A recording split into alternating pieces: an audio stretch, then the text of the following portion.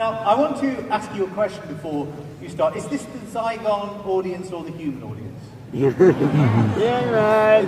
Okay, well, that's great because we know it doesn't matter, really, don't we? But I must say, if you are one of the human members of the audience, be prepared to have a really good time. If you're one of the Zygon members, be prepared to be titivated, because that's going to happen. It's going to happen to everybody in this room, because this is a session about how to put a Doctor Who story together. What's it made of? How does it work? What's the process? How does it get from a writer's brain into your brain? Because this is where these things reside now. If I say listen, or deep breath, or the Zygon inversion, there are images in your mind now.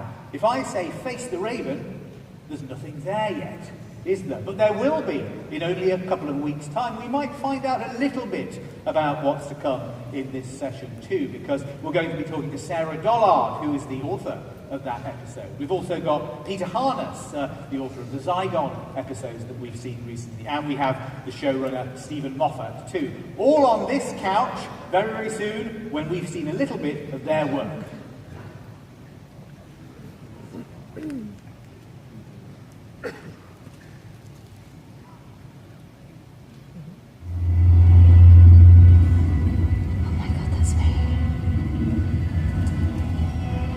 I think we should wait. Look, they're here. They're growing duplicates of us. We have to destroy them. I've seen this happen before. It happened to that little boy. They took his parents and then they took him. But I don't see how these are duplicates.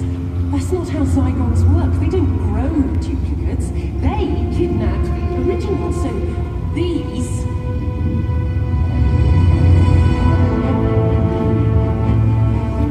These are the humans.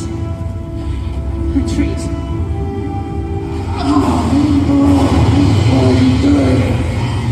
Regeneration energy. The ancient magic of the Time Lords. I thought I would have to tear you apart with the baby from you, but as always, your compassion is your downfall. You have opened your eyes of your own free will, and all Daleks shall drink the blood of Gallifrey. They shall rise stronger than ever. Okay, so will you welcome to the stage, please, Sarah Dollard, Peter Harness, and Stephen Moffat.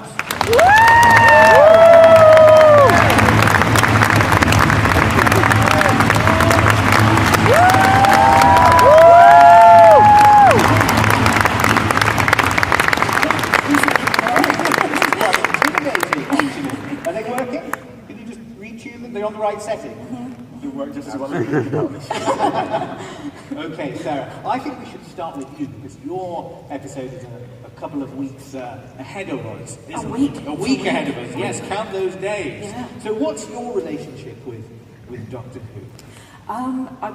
A year ago I would have been in the audience, big fan of Doctor Who, and was just incredibly nervous and incredibly honoured to be able to pitch for it. And now I'm here. And your career is a long one already, isn't it? You written for The Game recently, yes, to espionage series. You cut your teeth on Neighbours. Yes. Was that experience useful when trying to crack Doctor Who? I think it was useful. Who's laughing? That's a fair question.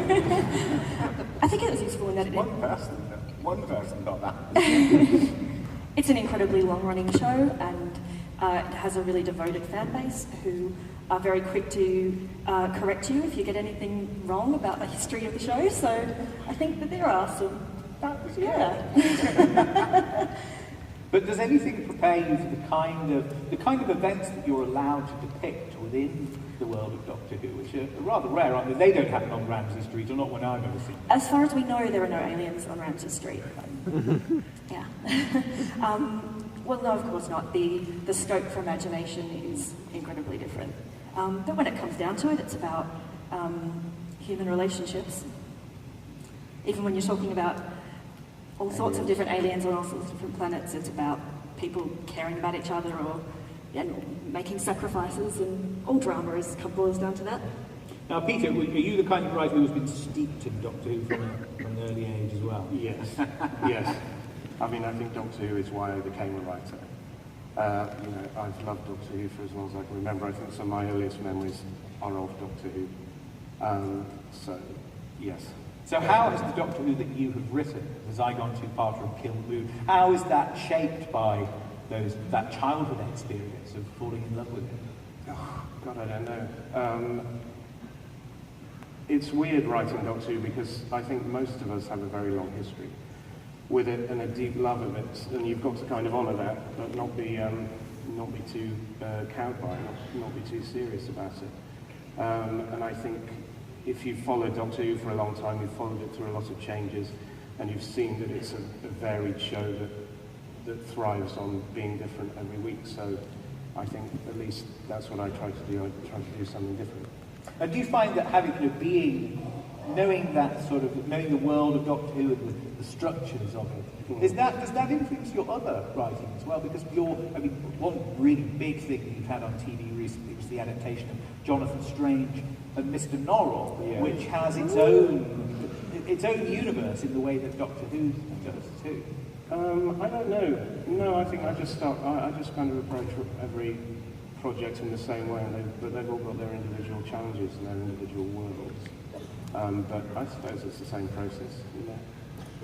It's the same process writing Neighbours and Doctor Who, and it's the same process writing Jonathan Strange and Doctor Who.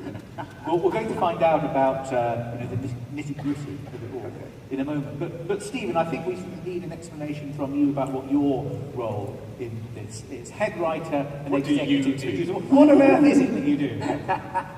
Well, I'm the head writer and executive producer, often called showrunner, but that's a journalistic thing. I'm the head. I'm in charge of fiction in Doctor Who. If it didn't really happen, I gave the order. It's about, create the framework of what the big story we're going to tell this year is, which is a very slight thing, because it's all about the story of the week, really, Doctor Who. You've got to have moments and peaks and crises and all that, and then obviously I write a fair number of them, and then working with either a writer will come in and pitch to me an idea, like Peter pitched Kill the Moon, and Sarah pitched Trap Street, or Face the Raven as it now is.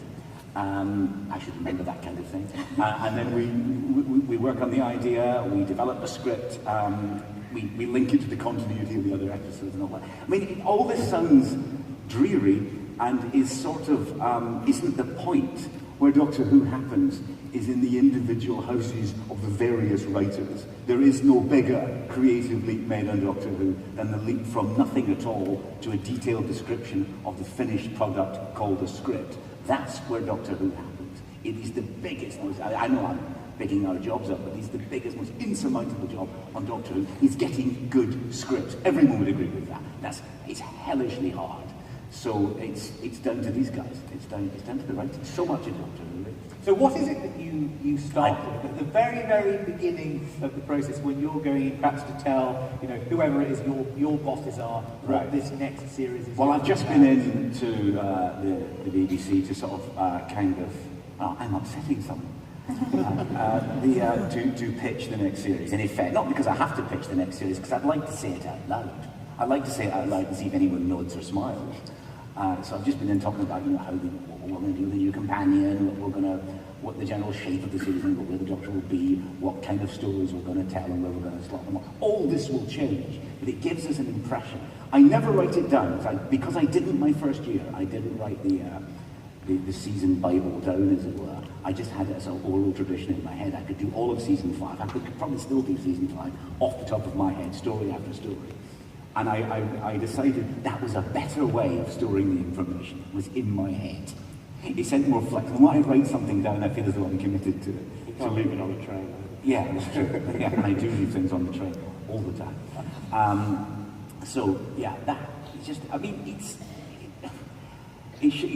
you can't overestimate the sort of season story, the season arc.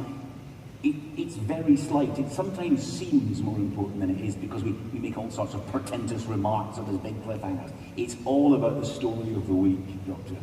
The various writers that come in, like Sarah and Peter, don't have a lot to lean on. They have to invent their world, their characters, their jeopardy, because it's not, you're not going to get it, you're not going to inherit it from the season story.